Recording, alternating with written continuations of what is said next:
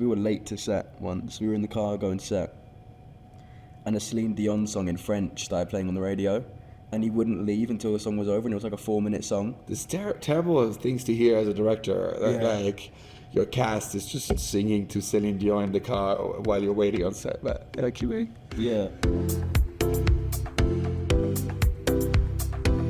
The tragedy of this family really just moved me a lot, and there was something about the way we try to constantly protect bond with the family members, and the idea that like once you've destroyed something in your family, do you have a second chance to rebuild it? And that is something that I find very interesting and moving, and also the idea of having a project together, and in that case is like going very far away from what you are, and to try to sort of reconnect with something that's been broken is something that really moved me. Woody, why did you say yes to this movie? Just everything about Sukkwan Island was amazing to me. The script, usually I'm like, how many pages are left? Can I stop? But I didn't want to stop reading.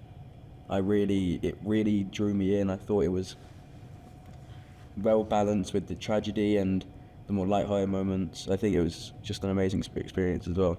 It's funny, as I was writing the script, I just had this one belief, which was like the kid in the movie has to go through such hard emotion that I wanted a young actor who had like a high level of experience, which it isn't, the case of young, people so much. And I accidentally went to the theater to see, well, not accidentally, but it was during COVID, and I went to see a screening in Paris of Come On, Come On by Mike Mills.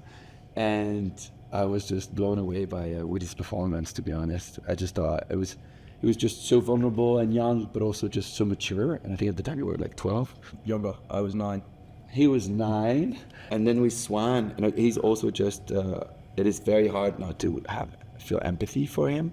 Yeah. And there's something where you forgive him almost everything. And so I thought, because the part is so tough, and the father is getting his son through such horrible things, that like it'd be interesting to have Swan. Well, I knew his work in France. He's very famous, and then it just happened that I saw a screening of Anatomy of a Fall, but as I was gonna ask him to play the part, and then as he said yes, but then we had to push the shoot, because he needed like 3 months to get ready to prepare to speak for like English language and everything, and to prepare for the part.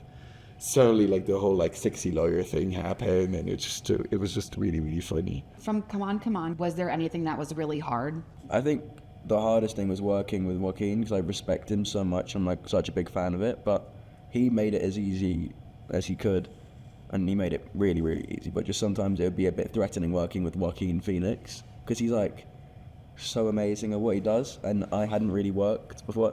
I was like 9 or 10. I was working for like 5 years up to that point, and I'd never really done a film that big, so it was just a lot of learning as well.